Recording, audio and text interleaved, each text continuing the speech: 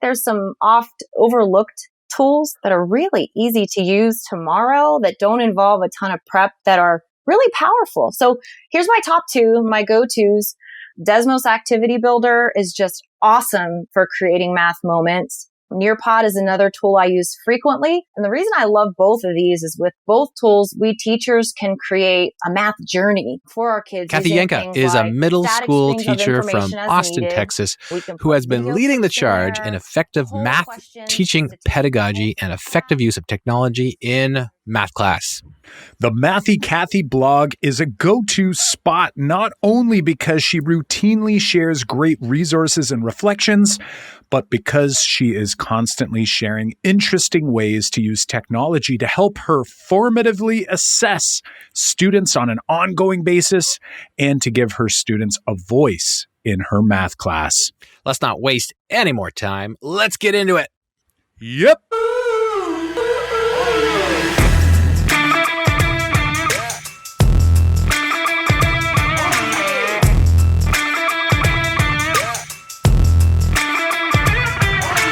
Welcome to the Making Math Moments That Matter podcast. I'm Kyle Pierce from tapintoteenminds.com.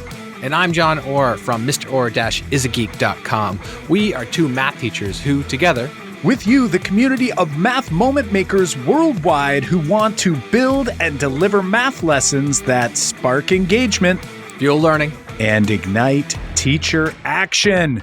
Are you ready to talk to our good friend, Mathy Cathy, Mr. John? Yes, of course, Kyle, of course. We are always pumped to bring you episodes, and this one in particular. You know what's fantastic, Kyle?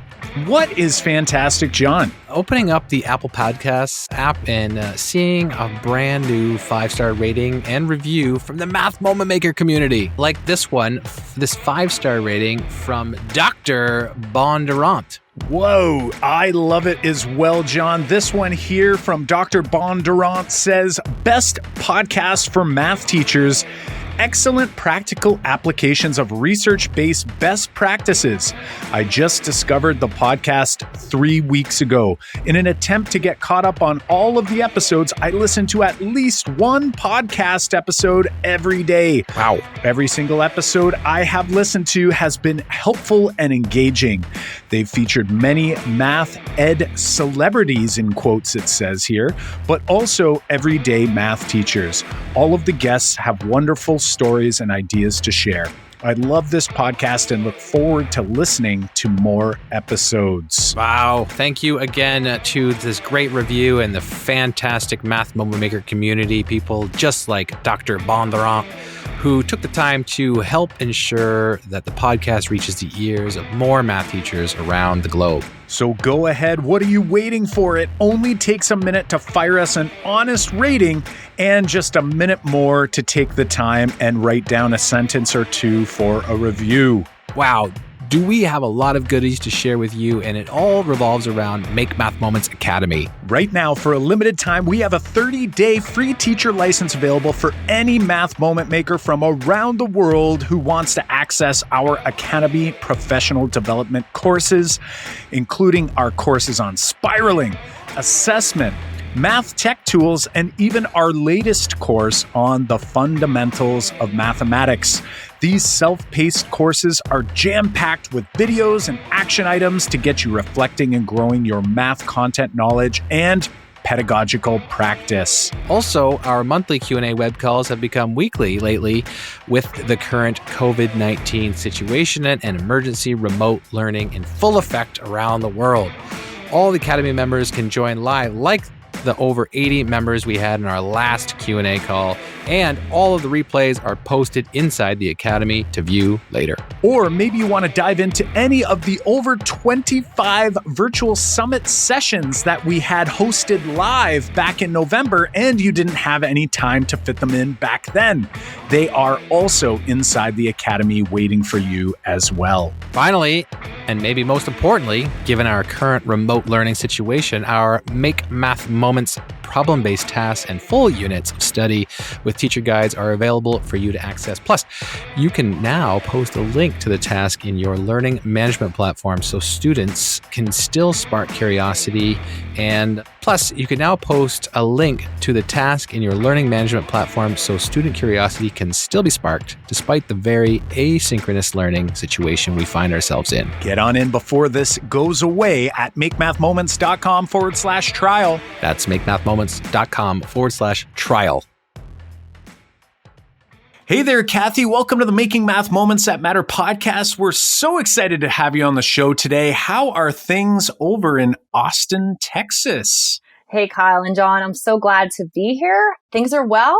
We're officially in the fall season because it was only 88 degrees Fahrenheit here today. So yeah, we're getting into the balmy season, made some chili, celebrating the season here. How are y'all?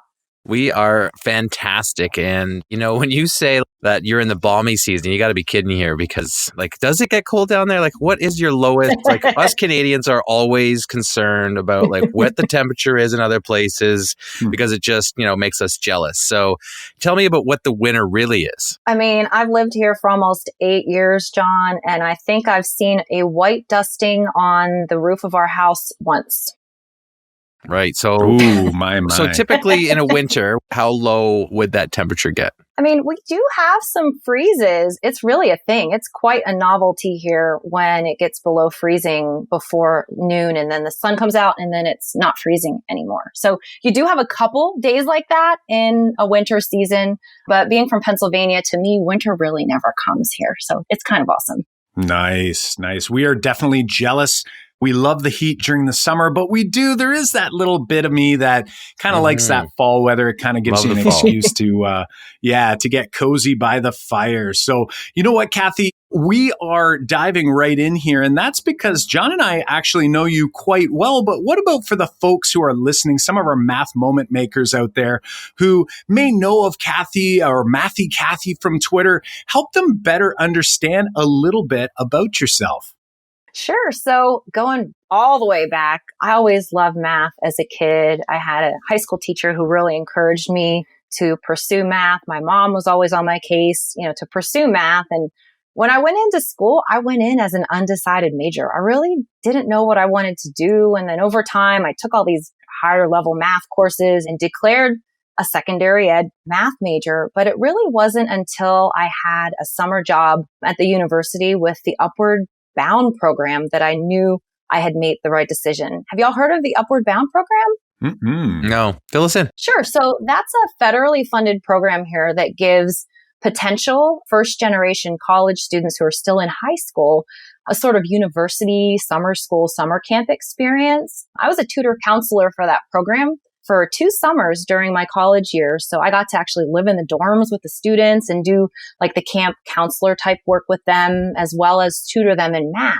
And that's when I really realized how much I loved being with kids. And in particular, seeing that aha when I was helping them understand things. So my first 6 years of teaching after graduating were in Easton, Pennsylvania. I taught 7th grade math all those years. And then I was home for 3 years when my son was born. I finished my master's degree in classroom technology at that time. And I taught in another program that was similar to Upward Bound, working with high schoolers in another government-funded program, again, encouraging potential first-generation college kids to pursue higher ed. And that was at local Penn State campus there. So trying to make a long story short, then I went back to work full-time. And that was my first opportunity to be a math coach in Bethlehem, Pennsylvania for about 4 years.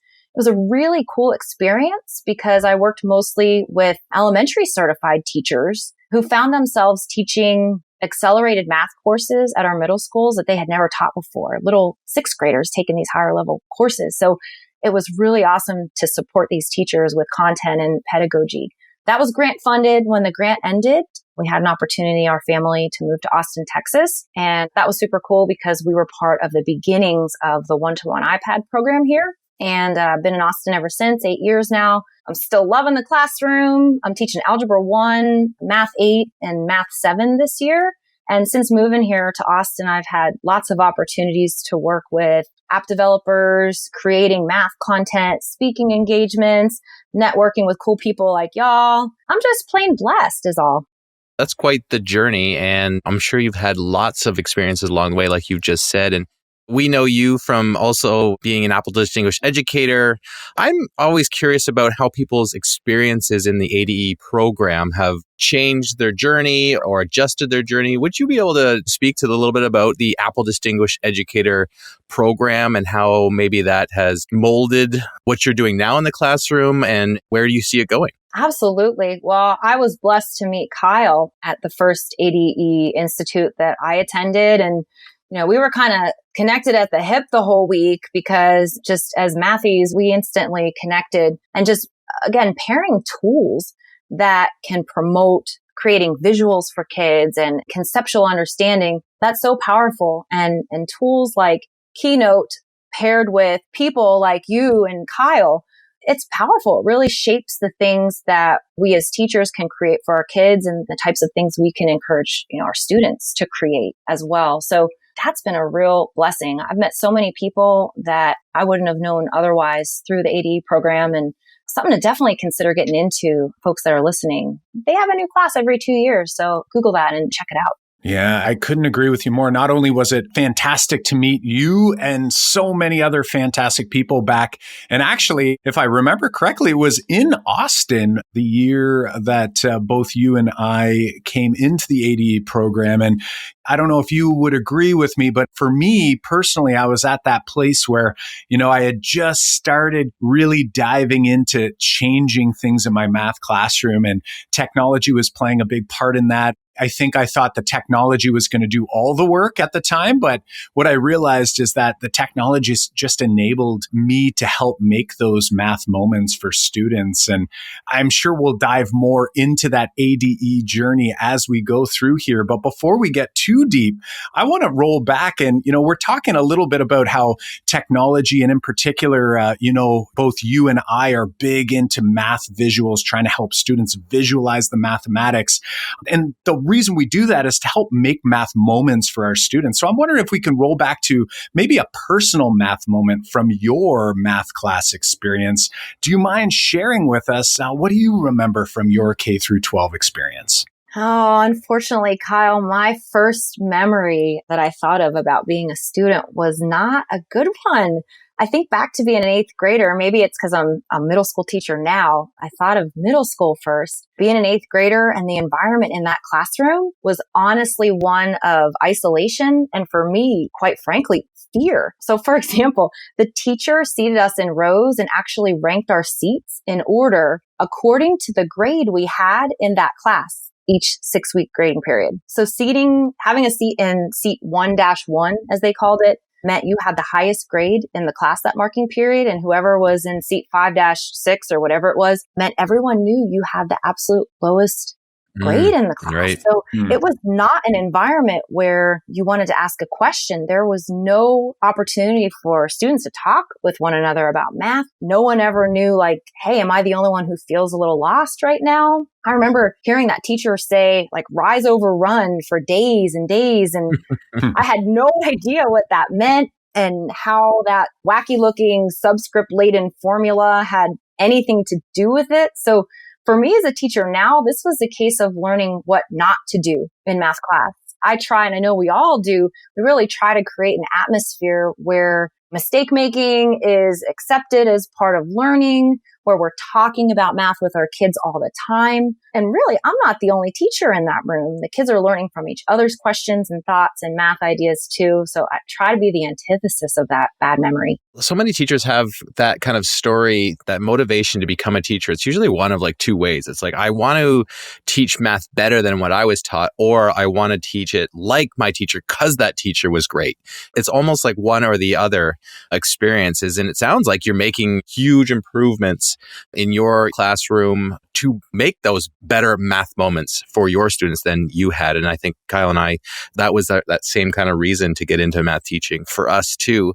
Cathy, I'd like to move this conversation a little bit into the technology world. And I know that you are a big proponent of using technology in the classroom. You do a great job of sharing what you're doing in the classroom. And I've got tons of ideas from you to use in my own classroom. kind of frame out how the rest of our conversation can look here this evening. There's a lot of people that are scared of technology in the classroom, or there's setbacks and boundaries and hindrances. I'm wondering how you see technology as a way to enhance learning. I wouldn't mind hearing your thoughts on how you view that to kind of frame out this evening's talk. Sure. So something that really speaks to me and kind of frames the why behind why use technology with kids to learn math. There's a little statement from NCTM's formative assessment position. I'm a big proponent of formative assessment, and that doesn't always need to use technology, but quite frankly, technology can really help here. So the statement says, by applying formative strategies such as asking strategic questions, providing students with immediate feedback, and engaging students in self-reflection, teachers receive evidence of students' reasoning and misconceptions to use in adjusting instruction. And I feel like that's the meat and potatoes behind why I'm so passionate about using technology to teach and have kids learn math, using the tech for questioning and formative strategies to develop concepts. And it's an equity issue. That way we're including all our students. I'm so blessed to be in an environment where we've been one-to-one iPads my entire 8 years here. And so literally every student is included along that journey every day. For me, I love when I hear people talking about equity, and in particular, your focus on formative assessment. I think sometimes we get so concerned about the grades, and at the end, what am I going to put on a report card? And really, what it all comes down to is formative assessment, so that we can actually adjust our instruction, so that we're not just teaching the same thing we did year after year after year for different groups of students, but actually adjusting things as we go. So now I'm wondering, you coming out, and it sounded like earlier in your conversation, you had done some work to kind of dive into the educational technology world, and you came back and you were teaching using technology. How do you see technology as possibly being a hindrance to learning? With all good, sometimes there are some things that we can have that either offer struggles or introduce struggles, or just some pieces that might make things a little bit more difficult. Is there anything that pops into your mind for someone who's thinking like, okay, so it'd be great to use technology to help us do some of these things? What sort of hindrances can people run into when they try to do this in their classroom? I mean, there's always the, goofy things logistically, like the Wi-Fi doesn't work, a kid didn't charge their iPad, or things like that. But I think the scarier side of it could be a lack of intentionality in the planning. Technology is a tool among many. And I think it's important that when we use technology, we're intentional about it and that it is the best tool.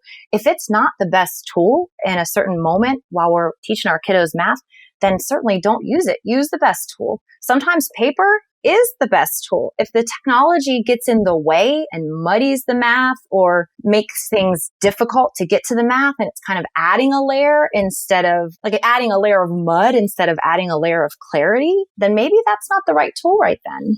I'm so glad you said this, because so many people are thinking they get in that mindset that I have to be using technology to stay up to date, or I have to be doing this. I should modify this lesson so that it's wowing people on the internet, or I can share it at the lunch table and I made it fit with this tech tool, or I made it fit with this website. And maybe that lesson didn't need that. Maybe there was another way that you were already doing that it didn't enhance the lesson at all. It just substituted what you were already doing. I'm glad you said that, if it doesn't need it, then don't make it fit. It might get in the way. That's also one of those hindrances teachers have, is that they think that, if I start to use this tech tool, if I start to use this website or this app, some teachers will say that I'm not going to use those things because it's going to get in the way of the learning. The focus for the students won't be on the math anymore, and it will just be on using the app. So when I've talked to you about using technology with teachers, that's one of the stumbling blocks for them, is they'll use that as an excuse to not learn something new about how it could be enhanced, because they're like, we'll spend the whole class learning about how to use the app and not actually do any math. I'm sure you've had this, Cathy. What do you say to those teachers? Well, I feel like we've done a huge shift over the years. Years ago, it was kind of like, hey, let's do 90 apps in 90 minutes or something gimmicky like that. And I really feel like after you have been successful integrating technology to teach kids math, and the math stays the focus, it really comes down to choosing a few tools used well and intentionally. And if you're using the same tools and the focus of the tool use is student thinking, getting their thinking visible, getting the math visible, using the technology not for the sake of tech, but to promote discourse, to, start a math fight, as John would say, to do the things that we want to happen in our math classroom anyway, that are good pedagogically without the technology. If there are tools that support that happening, those are the tools to gravitate towards, not the crap apps. There are plenty of math crap apps, and I don't have time for those. Yeah, for sure. And I really like how you said earlier about that difference between adding a layer of mud instead of a layer of clarity. And, I will be the first to admit that I had a one-to-one iPad classroom, and it was back even before that ADE experience back in 2015, I think was the year that we both were in that program. And for me, I definitely know, going back and reflecting, I know that there were many times that I was introducing that layer of mud. And it was, maybe selfishly, because I was trying to navigate my own way through the technology and trying to determine and really sample out like what works here and what doesn't. But then over time, as you mentioned, it's really taking a step back and then looking and saying, okay, what are we after here? And if it's for that student learning, if it's for making sure there's clarity, I think that really helps. So I'm sure many people listening, that'll really provide them a great start if they're not already feeling comfortable with technology. So let's give them a couple next steps here. And let's talk a little bit about some of the tech tools that you're finding useful in your classroom. I'm wondering, is there any that you'd like to start us with as almost kind of like maybe your go-to, something that you tend to have out quite often because, maybe it's versatile or it's just that go-to to make things a little bit easier to help you enhance that learning in your classroom? So I'll start with my top two, but what's a little ironic is those aren't the two I want to really focus on, because I feel like there's some oft overlooked tools that are really easy to use tomorrow that don't involve a ton of prep that are really powerful. So here's my top two, my go-tos. Desmos Activity Builder is just awesome for creating math moments. Nearpod is another tool I use frequently. And the reason I love both of these is with both tools, we teachers can create a math journey for our kids using things like static screens of information as needed. We can put video clips in there, poll questions just to take the pulse of the class, quizzes to check understanding along the way. There's ways you can have kids draw or sketch where they can show their thinking for a problem, and you can kind of celebrate multiple solution paths and even project this thinking on the screen up front.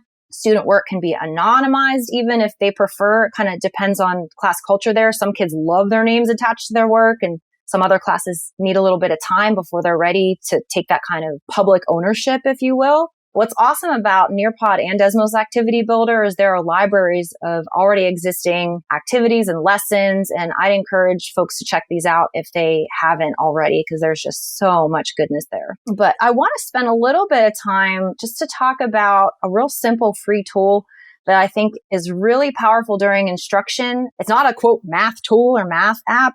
It's more powerful with questioning, and I think questioning is so important in the math classroom. And that is Socrative, Socrative.com. There's a web base. There's also an app.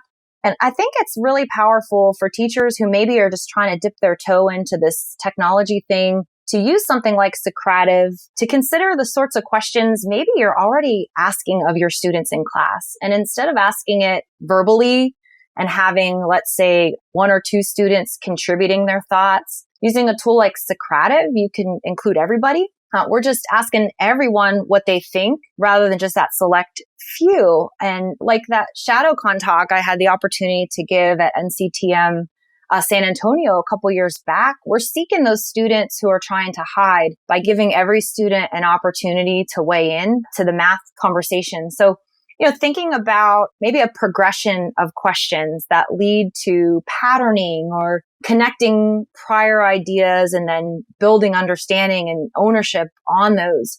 Socrative is really cool for that. I think that Socrative is one of the first apps I ever tried way back almost 10 years ago now. And I never latched onto it. And I think Nearpod was also one that I tried. And I know you use Nearpod a lot. Is there a difference aren't both throw out a question and that kids can answer and you can collect that data and there's that formative feedback piece? Like, how are you using Nearpod and how is it different than Socrative? Could you outline that for us? Sure. So Nearpod's really great for capturing student work. If they're solving a problem and there's different ways they could be solving that problem and you really want to celebrate that, drawing on the screen and then submitting that work to me so that I can showcase it up front. And then those moments just guide instruction and understanding and just looking at different ways of doing it and just kind of countering, thinking back to my not so great middle school math experience. Instead of feeling like you're lost and alone and isolated and afraid to speak up, it really makes it common class culture to be putting math in front of everybody that belongs to people in that room and talking about that. And kids get excited when they're like, oh, I did it differently, but it works, or I did it the same way. And I never felt that as a learner, that community. So Nearpod's really great for that. Now, Socrative is more, ironically for Socratic questioning. Maybe there's a series of questions you want to present and you don't want bells and whistles. You don't want distraction. We don't want music. We don't need points, or speed or anything like that. Just I've got a question string I want my kids to work through, and I want them to see along the way what the other people in the room are thinking. So I don't know, one that just comes to mind is what is the length of this vertical line segment? And let's say it's graphed on a coordinate plane and the kids can just count the units or use the axes, and then everybody enters their answer and you could see oh, everybody got 5. Cool. Okay, what's the length of this horizontal line segment? Everybody types in whatever they got. And then you just kind of throw a curveball at them. What's the length of this segment? And here it's on a coordinate plane, but it's diagonal. The room just changes, right? All of a sudden we can't count anymore. It was very low floor. We could all count the things. The counting thing's not working. It's diagonal on a coordinate plane. We have a problem. So kids are starting to talk in their groups. Why is this question different than the others? Some kids are guessing. They don't know how long it is. They're trying to come up with a strategy. Everyone's getting included because I can feature what everybody's thinking up on the big screen. And maybe I ask through Socrative, how sure are you that your answer is correct? They're talking to each other. They're like, what's going on? And then all of a sudden, some kids in the room seem like they know a secret, right? They're like, I know I got the length of that diagonal. And other kids are like, how? You can't count. So then maybe I show a graph with the same diagonal segment, but I drop some perpendiculars there and say, hey, same segment. What do you think the length is now? And some kids are dying, they know a secret. They know they're right, and let them talk in groups for a while and then ask another question with a new diagonal segment and boom, 100% of them got it. They see the Pythagorean theorem at work. It's just anytime you have something where you can guide them along, pull that little carrot, Socrative just strips it down to complete simplicity. And I love it for that. When you say you're asking questions, are you asking these questions on the fly or is it something that you've already planned out? For the most part, something like that, I would plan ahead because I would want them to see the visuals, embedded in the question. But there are moments where, let's say you've got the opposite thing. You've got a class full of silent kids and you're asking questions verbally and nothing's really happening. Well, Socrative, you can just launch a quick question and ask the question verbally. And then now they've got kind of this back channel place where they can share their thoughts. And again, it's anonymous or not, whatever you want to do. And, you can do it on the fly as well. Yeah, I can see it being huge. And this is one of the biggest reasons I started using technology too in my classroom is that it gives a voice to the kids who normally wouldn't be putting their hands up or feel intimidated in the room, or they're just not ready to say one thing that gives them an out to participate. It's been a game changer to allow that to happen in our rooms, and it couldn't have happened without these tools. Unless there was a way and I just didn't see it, but these tools make it easy for us, like you've said. And like you said, Desmos Activity Builder in here too. You talked a little bit about Nearpod and Socrative or Socrative. And I'm wondering, because I'm a big proponent of Desmos Activity Builder, and I know that what you said, Nearpod also allows the teacher to control screens on all the iPads. If you want to move screen, all the screens move at the same time. That can be done in Nearpod, but also can be done in Desmos Activity Builder. You said collecting data is great in Nearpod, but also can be done in Activity Builder. What's the difference for you on using Nearpod versus Desmos Activity Builder? Just for somebody listening out there, aren't those doing the same things or one better than the other? When do I use one? That kind of thing. Sure. So I think this is one of those which came first, the chicken or the egg? Which came first, the Nearpod or the Desmos Activity Builder? Well, Nearpod did. Nearpod was one of the first formative assessment along with Socrative, tools that I just was like, oh my gosh, like all these years, I didn't really know what the kids were thinking out there. And now we're able to literally take their pulse and feature that and talk about it all class. Like that's amazing. So I think a lot of it is having created content in both, and one came first. Those lessons are still very relevant in Nearpod. And I think the number one difference for me is, do I want student handwritten work, or do I want them to tinker and explore a dynamic graphing kind of situation? It all depends on the concept at hand. Sometimes that written work is so important to me. And so with iPads and Nearpod, they can either draw it on the screen, like digitally with their fingertip or a stylus or something, or they can just work it on paper and take a photo and just like, boom, it's up there and you can kind of tinker through them all. So I guess it depends what's valuable at that moment during class. I don't feel like Desmos Activity Builder is as conducive to like student written work exploration, but it certainly has amazing opportunities for tinkering with graphs and questioning and having them explore ideas, taking them on a journey. So it's a both and for me. It's really a both and for me. I think that makes a ton of sense. And we really appreciate you breaking that down. And I think one of the biggest benefits and maybe one of the biggest challenges with technology is that there's so many different tools that can do maybe similar things, but those slight nuances is sort of what I'm hearing, So Activity Builder can do certain things really well. And obviously with the graphing piece, like that is obviously huge. That's not a nuance. That is something really big. But then there's some of these other features that maybe Nearpod can do as well, but maybe it's missing one little piece. And something I heard as well when you had mentioned Socrative was the fact that that was a tool I was using for quite some time as well. And then I stumbled upon a tool called Knowledge Hook, and other people found Kahoot. And I know I've seen that you've used Kahoot in the past too. And many of these tools have very similar characteristics, but they all have sort of like their secret sauce to them. So that can be a benefit, but also it can be kind of challenging as well and scary. So I'm wondering, do you have any tips for those who are listening and going, oh my gosh, maybe they haven't heard of any of these tools that we're talking about, or maybe they have and they're like, oh geez, where do I begin? Like, how do people actually manage the tech tool overwhelm? What could you say to them to kind of help them feel like they can take that step in the right direction if they are looking to experiment with technology?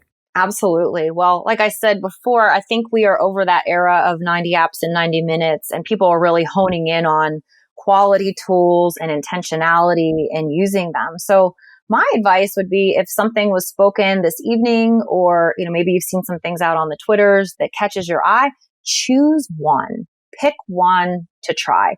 Maybe pick something like Desmos Activity Builder, where there are bundles that are specifically aligned to certain concepts and unit ideas. Or if Kahoot is something you wanted to try, you can search. There's tons of different things that are aligned to standards out there and, that have been vetted.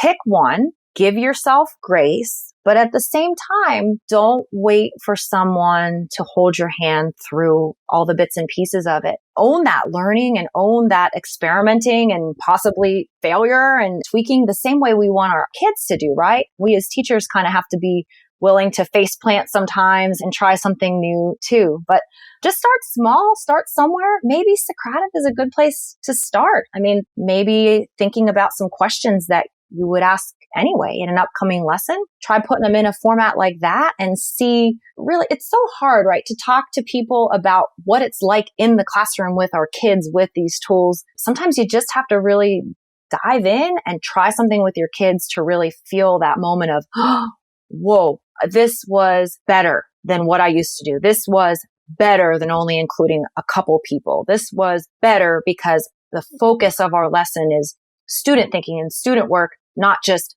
my step-by-step, here's what we're going to do today. And I think when teachers feel that and see that reaction from their kids, you kind of get hooked and want to do more. Give yourself grace, but don't wait for hand-holding. Just do it. That's good advice for sure. Like something that I've shared a few times now on the blog and also in our live workshops is it's kind of like, we've talked a lot about the 5 practices for orchestrating productive mathematical discussions here on the podcast that we say one of the biggest pieces is the anticipation and think about planning your lessons out. What are those questions you're going to ask? And also like planning out the math solutions. So like thinking about what you want it to look like in the future, like so that when you get into the classroom, you're ready for all of that.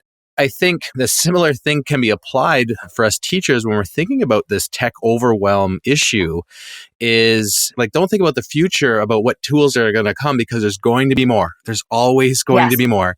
And so a tip that I've shared with people is don't think about all those apps and websites. Think about what you want to happen in your room. Think about that anticipation. Like, what do you look for as good learning opportunities in your classroom? Like, think about those things. Like, come up with like a little criteria so that when you are handed or you're sitting at the lunchroom table and someone says like, oh, you should try this Quizlet. That's something that you should try in your classroom. And so if you're prepared, like you've anticipated this interaction with a colleague or even at a conference, like you just go to conferences and get ideas. And it doesn't have to be a tech kind of thing. It can be anything that you're handed to try. I try to encourage people to think of like a set of criteria, like a short set, like 3-4 things that you can think about that if this tool meets your criteria, then explore it further. Like dive in, like you're saying, don't wait for hand holding. But if it doesn't hit that criteria, then toss it away. Like don't spend time on it because there's going to be so many things you're going to be tossed your way and you want to limit that overwhelm. So it's basically coming up with a list of 3-4 things that you really value in your classroom. Like sounds like you really value discussions in your classroom and voice being heard. Like that would be one thing that you would want to make sure happens in your room. And if somebody brings you a piece of technology and it doesn't allow for that, you might be like, nah, I'm not going to try that then. So I think that's a great tip. And, like sometimes people will even say, okay, that's great and all, but I'm not a tech person. I'm not a computer person. And then they toss everything out the window. Have you come across that? Like, what are people like? I find like people say, oh, you're so good with technology. And then they say, I'm not a tech person or I'm not that computer person. It probably won't go well for me. Like, what do you say to these people when you encounter them? Because I bet you have. Sure. Well, I try my best. Thank goodness for the math Twitter blogosphere. Seriously. So many people share so many amazing ideas all the time, 24/7. And so I feel like for folks that are a little bit hesitant or skeptical, first of all, having a relationship with those folks, because it sounds like your question is rooted in like people that I encounter in life. How would I help them along? I feel like there's nothing better than a just-in-time resource. I know when folks share like, oh, Desmos tweets out, they just made a new activity about something and it's retweeted and liked a gazillion times because everybody's teaching that next week. That intentionality of them looking at curriculum and creating things that are just in time. I think, on a smaller scale, sharing with a colleague something just in time can be huge. I mean, I'm fortunate enough to be in a district where we have PLCs. So I meet with different teachers that teach the courses I do on a daily basis. We kind of rotate and meet and plan and stuff. And so it's really fun to kind of drop those little nuggets their way. Like, hey, I'm going to try this thing next week. I've never tried it, but it's cool. It goes along with where we're heading in the curriculum. And, it's not just that it's cool, but that it really accomplishes something better than maybe the worksheet from the book. You know what I mean? And so I think the timeliness, teachers appreciate when something feels like it took something off of their plates and or made something on the plate better and tastier than, oh my gosh, I already have like chocolate sauce on my sundae and you just put whipped cream and marshmallows and caramel syrup and you just like overloaded the plate. Like go away with your darn tech. It's about timing and helping, not adding one more thing. You know what I mean? Yeah. And what I feel like I'm hearing, Cathy, is sort of this messaging that, again, going back to the why, like why we're using technology in the first place. I think it's really easy for us to see what other people are doing. And maybe they go into your class or they see something that you're sharing on your blog and they're going, wow, she's doing all these things with technology. When if we stop for a moment, we think about our own classroom, our own context, and think about what's that thing that we want to try to improve in our classroom now. So, I heard you say just-in-time learning is huge. So kind of like self-reflecting and thinking like, what is that just-in-time learning for me? And how can I get pointed, or at least help myself get pointed in that direction towards what tech tools might actually help me accomplish that one thing, instead of looking at it as this big sea of technology and getting overwhelmed and trying to do too much too fast. It's like just starting with something really, really small.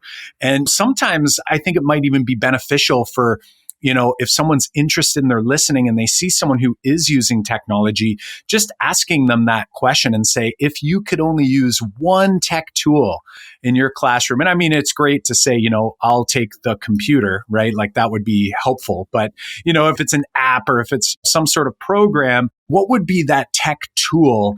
And for me, I don't know what it would be for you, Cathy, but for me, and I know you love this software as well, and I heard you mention it earlier, it's Apple Keynote for me all day long.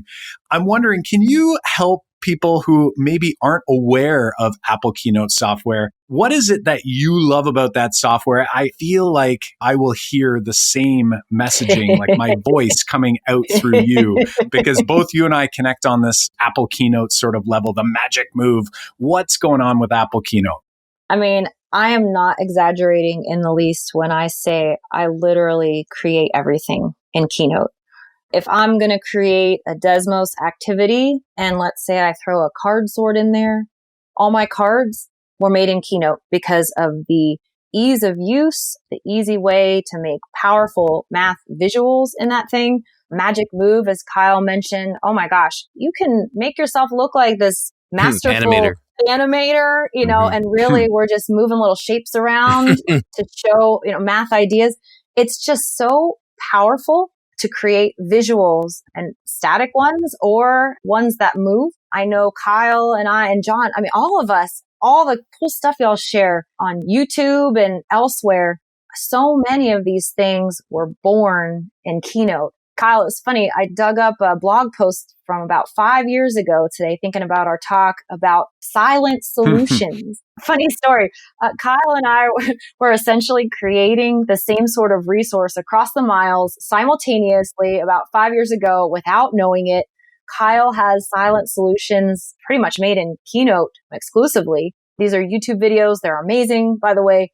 I totally use them. Kyle co-teaches virtually with me all the time and doesn't even know it. But the idea is to use something like Keynote to make some sort of maybe moving visual that we want students to notice and wonder about. And purposely, we include no audio. And for some folks and even students, they think it's awkward at first. They're like, you should have put some music. You should have said something. We do this to give students space to watch the math that's happening and literally give them the space to provide their own narrative over it. So that's a long, convoluted answer of why Keynote.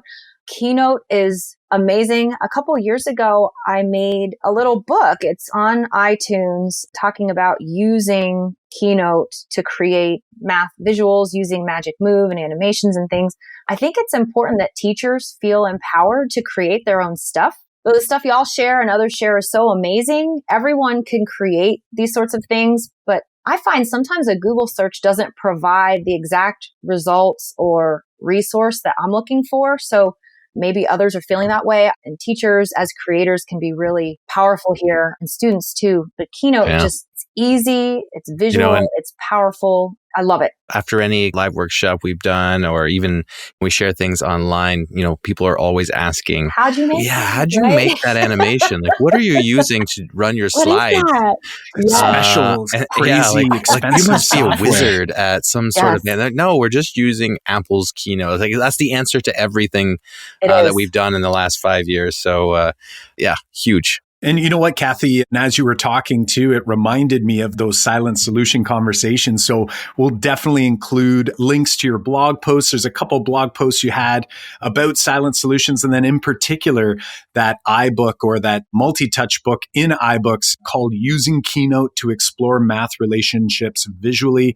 It's a fantastic kind of step-by-step free little guide for someone who may have never used Keynote before and they want to go from not using it to making things move and do all kinds of crazy things to help kids better understand math. So we'll definitely include that link in the show notes for you. Awesome. Awesome. Cathy, we're going to wrap up just soon, but before we do, I'm wondering what your thoughts are about what your future classroom looks like, sounds like. Just thinking like where you think technology might be going, how you might be exploring it in the future. Maybe like close your eyes and put yourself in the future, like 5 years from now. What do you think your classroom might look like? We're just speculating here. We're going to hold you to it. So there's going to be this great thing called an overhead and some transparencies on it. They're going to be yellow. Yeah. Yes. Been there, done that.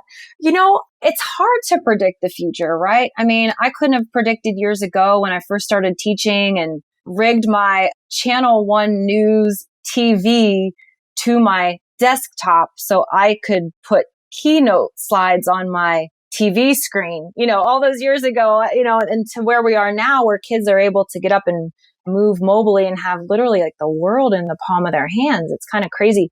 So it's hard to know where we're going to go in 10 years. My hope is no matter what the technology brings and no matter what comes to the classroom, that our focus stays on the kids and their thinking and making that the center of whatever we're doing. Because quite honestly, even if there's really cool, flashy stuff that none of us can imagine even existing, if it's not supporting student discourse and math understanding and students talking about their thinking and one another's thinking, it really doesn't matter.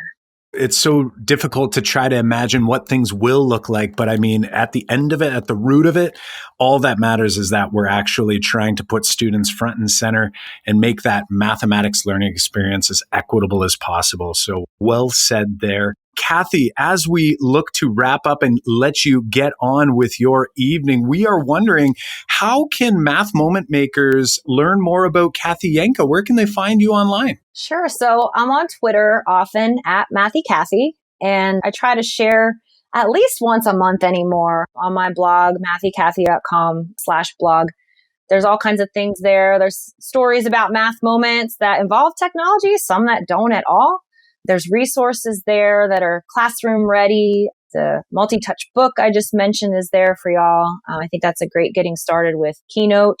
And again, all of these conversations, it's not about Keynote. It's not about Nearpod. It's not about Desmos. It's not about Socrative.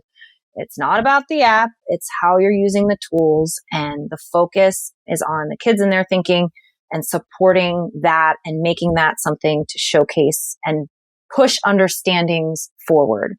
So I hope with all the conversations that we've had this evening, guys, thank you so much for having me here, that we're hearing the messaging that it's not the tool, it's how you use it. Sometimes technology isn't the best tool, but when it is, use it with intentionality for sure. That's a big tip for everybody, or a big idea for everyone to walk away with. I'm glad you made that super clear for everybody. And we're going to get all those links that you mentioned up on the show notes page, and anything else that we've mentioned as we went through this talk this evening, we will get up on the show notes page. But Cathy, we want to thank you for joining us for this fantastic conversation.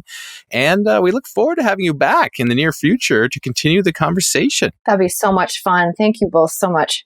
So great chatting with you, Cathy. We will talk to you soon. Take care. We want to thank Mathy Cathy again for spending some quality time with John and I and the Math Moment Maker community. Your insights and thoughts, perspectives are definitely resonating with us, as well as all of those listening. As always, how will you reflect on what you've heard in this episode? Have you written ideas down? Have you drawn a sketch note? Have you sent out tweets or called a colleague?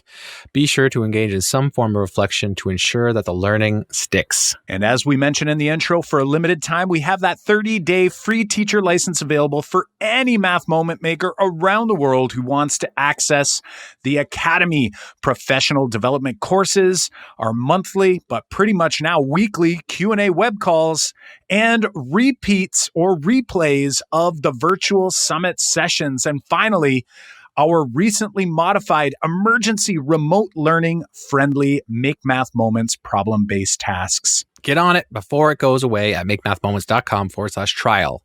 That's makemathmoments.com/trial. In order to ensure you don't miss out on any new episode as they come out each week, every Monday morning at 5:30 a.m. Eastern Time, be sure to slam, body check that subscribe button on Apple Podcasts or your favorite podcasting platform.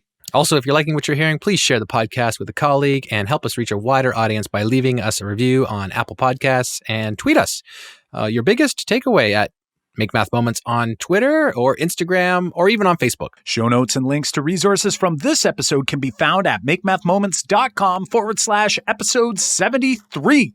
Again, that's makemathmoments.com/episode 73. Well, my friends, until next time, I'm Kyle Pierce. And I'm John Orr. High fives for us. And high fives for you.